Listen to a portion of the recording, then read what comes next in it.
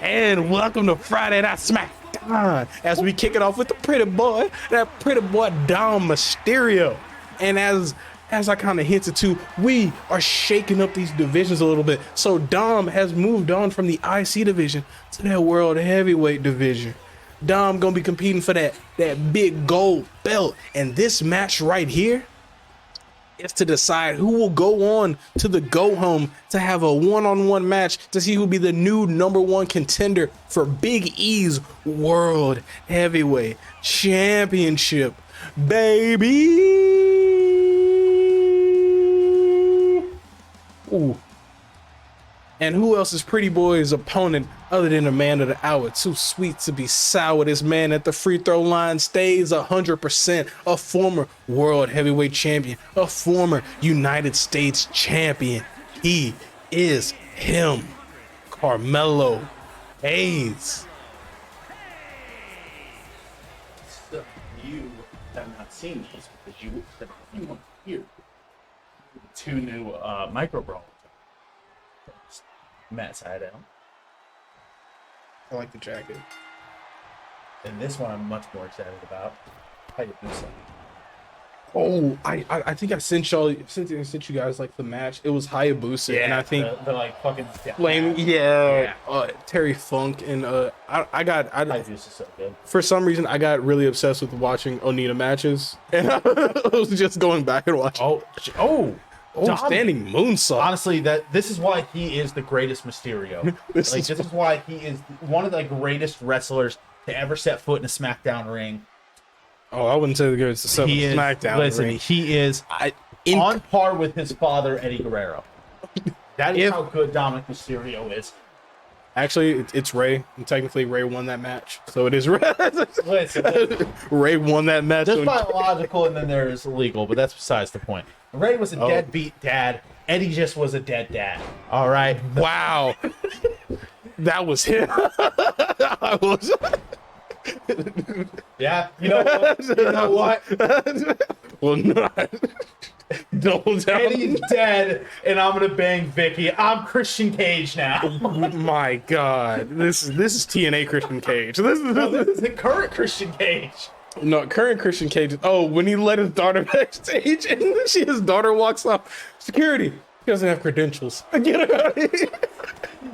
Christian Cage, his entire feud with Jungle Boy was going, your dad's a dead piece of shit and I'm gonna fuck your mom. His entire feud with Wardlow, your dad's a dead piece of shit and I'm gonna fuck your mom.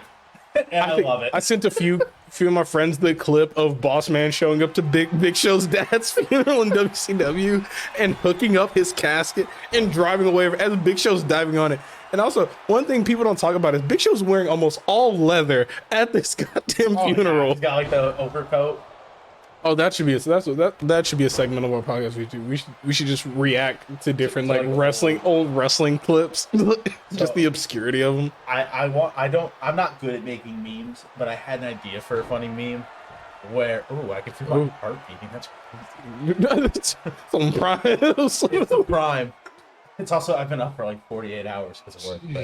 But, so the meme in my head is who's the fuck? My brain says Cedric the Entertainer, but there's no way it's Cedric. Where it's the guy that's like rubbing his hand. Oh, it's no, it's not. It's Spice Adams. He's a social media former NFL lineman. He played for Chicago Bears and a few other. So but the caption is Christian Cage every time his opponent is dead dad. And he's coming from behind the tree. Yeah, he hears a wrestler has a dead dad, and he's like, ready. Yeah. Also, I love that Jungle Boy is like he's even dressing like heel. 2, 3. Carmelo Hayes moves on to Dominic. Carmelo Hayes moves on to the go home, to the first in the #1 contenders World Heavyweight Championship match. Carmelo looking to scale back to the top and reclaim the throne that was once his. I cannot believe that he has been robbed like this. Dominic Mysterio will have justice, but let's go to the next match. All right, and kicking it off, we have a debut, the Princess of Staten Island, Fabulous, Fabulous, the one Carmella. strutting down and has got a new protector with her in Xia Li. Xia Li moving on from Asuka. Asuka moving on to the women's title division. And Xia Li staying here with her cohort, her other pretty mean sister, the PMS, Xia Li, and Carmella. Xia Li, a former women's tag champion, looking to bring Carmella on that champion's journey. And of course, they are going up against a formidable team of their own. A new debuting team as well, coming in for some retribution. It is Mia Yim and Shotzi. I think this is a great time to announce our second trade, seeing as how we see Mia Yim there. Oh yeah, we see Mia Yim, and we see that is taking place in the women's division, and SmackDown did make a trade that will add somebody to the women's division as well as the men's division. SmackDown is trading the OC, AJ Styles, Carl Anderson, and Luke Gallows minus Meech and Mia Yim to Monday Night Raw in exchange for that man, a former TV champion, a former longest reigning TV champion, and a former women's champion. The other half of them primetime players, I'm bringing Brady back, and I'm bringing his lovely wife Dana along for the ride. New heights shall be soared coming in SmackDown. And I mean, I can already let Brady know. I already let him know in the contract. I already let Dana know in the contract. Dana will be in the women's World Heavyweight Championship division, and Brady will be in the World Champion division. And you know what that means, folks? Chance, Billy, and Brady all competing for the World Heavyweight title. The three rookies from NXT season 1 to now. I'd say it's a whole 180. Absolutely. This trade is going to lead to some huge things. It will be effective post Vengeance. Yes, that is correct. Brady's last match on Monday Night Raw will be in 2 weeks' time, as he'll be facing Jay White in a last man standing match. After what we saw this most recent week on Raw, the fight between them, Brady threw Jay through that light as a retribution, yes, if you will. Costing Brady his title opportunity. And I'm never going to be a man that's going to deny Brady his revenge. Of course. However, I can announce that sadly this trade does not affect the G1, since neither of AJ. It will be started. Yeah, it will be started before Vengeance Day, and so it'll already kind of be on its way. It is actually started currently. Yeah. Oh yeah. We're on day 2. Yeah. We don't have the standings right now because I haven't recorded. Because don't worry about it. I'll just go ahead and spoil it. Jey Uso won the whole thing. That's crazy. It's the Jey. If Jey Uso winds up winning this whole thing, he goes undefeated. He clears the block. He becomes the. Has anybody ever gone undefeated in G1? I don't believe so. I think the closest that'd be crazy. Okada or Kenny. I could say one of them went until the finals and lost. It was Xia Li chopping down Shotzi like a tree with these kicks. Carmella back in the ring. Carmella and Xia Li seem to have a good grasp on this match. Shotzi, Mia trying to come from behind. So Devitt and Liger did in the Best of the Super Juniors, which we will be doing as well. Best of the Super Juniors. And that will actually include not just New Japan superstars, but I am opening that up to SmackDown superstars as well for the Junior Heavyweight Championship. Now that won't necessarily be defended on the main roster, but we are going to be working out a Wednesday show, which will include the junior. Some of these special matches, and then also go check our YouTube shorts. We're going to start uploading some of the stuff from like the Legend show that we do over there. Yeah, it'll be like a summary of what's been going on, because there's been a lot of back and forth and weird matches. One we saw. A lot of Stephanie. It's a lot of Stephanie. Stephanie McMahon is the $1 billion women's champion. The $1 billion princess of the women's division. A double combination finisher. 1, 2, 3, and the Pretty Mean Sisters win. Carmella and Xia Li. Oh, stepping on. And these two women are going to be going on to the go home as well, seeing which tag team next week will meet them in that match and who is going to face the K&K connection, Kaden Carter and Katana Chance for those women's tag team championships. And let's move on. We got a great main event in store It's for you. about to be your main event. And it is time for your main event of the evening. Bump all the treats. We got Trick Williams stepping out. And this is to determine, again, for who is going to meet in the go home for the IC #1 contenders match to see who's going to challenge LA Knight. Yeah.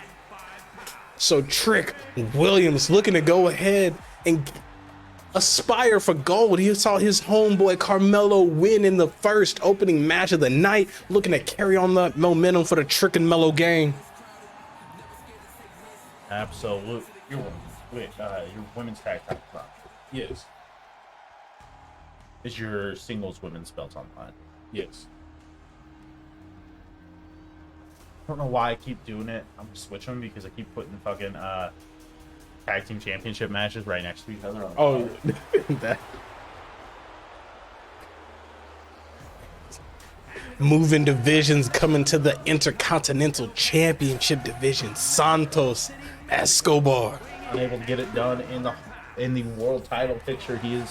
Got close, but no cigar. So looking to kind of rebuild and reform his LWO going forward and looking to push for more gold. That's the new pledge of the LWO. How do you think he's going to do against? Oh, I think he's going to turn and we're going to get good heel Santos. Imagine he keeps right. He is. Oh, Yes. Because honestly, at this point, for Ray to hold that U.S. title for any longer doesn't really do anything for his legacy. It would be crazy if he holds it until Mania and it's him versus Dom and Dom takes that belt. Crazy. That would be really because I think it would be fun. I think that would be like the only acceptable way he holds it for Santos. time. Oh, Oof. Crunching the neck of Trick. although I feel like we need one or two short title reigns because every fucking title reign in Triple H's booking Because I has think- been super long. Well, because I think we're gonna start seeing more of those. Because I think they're trying to basically out with the old, in with the new. Oh, 100%. Well, they're going prestige. They're rebuilding the prestige of the belt. I mean, prestige of the belt, but also like they're talking about the longest reign in like the modern era. Like they're starting to like Roman is probably gonna wind up third. Third, I think he's. Yeah, No. In order to beat Hogan, who is number 3 currently, he'd have to hold it past next year's WrestleMania. Okay, so he'll just take over. So he's just at I think he's Pedro. number 5, right? No, he's 4. He took over Pedro. Did he take over Pedro? Yeah, he took over Pedro because that was the celebration. Yeah. Was him clipsing Pedro. I thought the celebration was just 1,000 days. So honestly, we might not see anything for like 3 years, but it's going to get to the point where now like it's going to be world champions are going to be champions for like Long time. a long time just to try to get a lot of those reigns. Just Shit, man. Gunther is about to break Honky Talk's record. and I guarantee the next person after him is going to be like 3rd or 4th on the all time. And the Theory was very close to breaking Dean Ambrose's. And I think they just cut it wasn't worth it. Well, that and it's like, I don't know. I think wasn't because Dean broke MVPs. Because MVP No, MVP was the longest of the modern era, but he wasn't the longest. all time. No, I think it was Harley. It might have been Harley Race. I wouldn't doubt it. Maybe. Well, U.S. title might have been, if we're talking purely WWE, it might have been.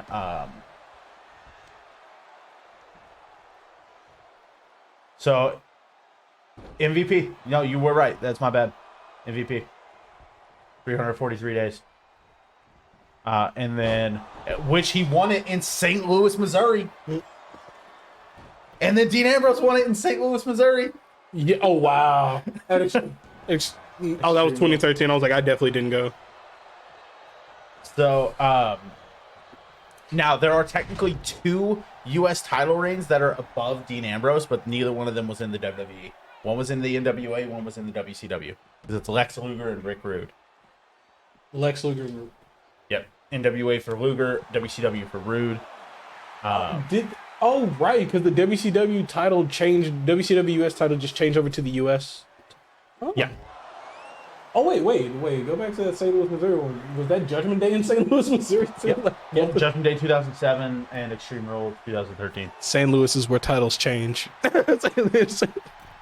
St. Louis has an insane amount of. I'd love to if I ever. Daniel Bryan's one that I'm still. Oh my god, that makes me so mad because I thought I was gonna have work that day, so I didn't go, and then literally went into work, and he was just like, "Oh, you." Him Styles.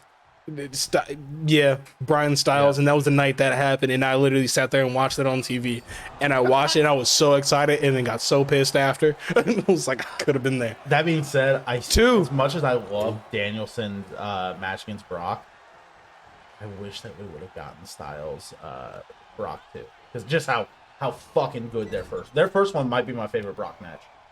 Yeah, if anything, Brock's feud with Cody shows that if Brock likes you, Brock does a lot. Yeah. And the fact that Brock took that many losses. I'm really shocked Brock reportedly wasn't willing to work with Bray. Because I think that's going a little too far out of Brock's realm. But Trick and Santos here throwing bombs at each other. My God. Interestingly, he did work with Bray back when Bray was. Oh, Thrill of the Hunt. No. I'm gonna throw a free booking idea at you. You should bring back King 2, Cuerno. 3. Huh? You should bring back King Cuerno. Oh, from Lucha Underground. Yeah, instead of Santos, it's King Cuerno again. Santos moving on to the go home. Gonna be in that #1 contenders match for that Intercontinental Championship. And ladies and gentlemen, we send you home on this SmackDown. Look forward to that Monday Night Raw. Look forward to the podcast dropping, and we'll catch you next week. We'll catch you in 2 days. 2 days? It could be next week. Actually, it could just be tomorrow because we are 2 episodes behind. Yeah, honestly.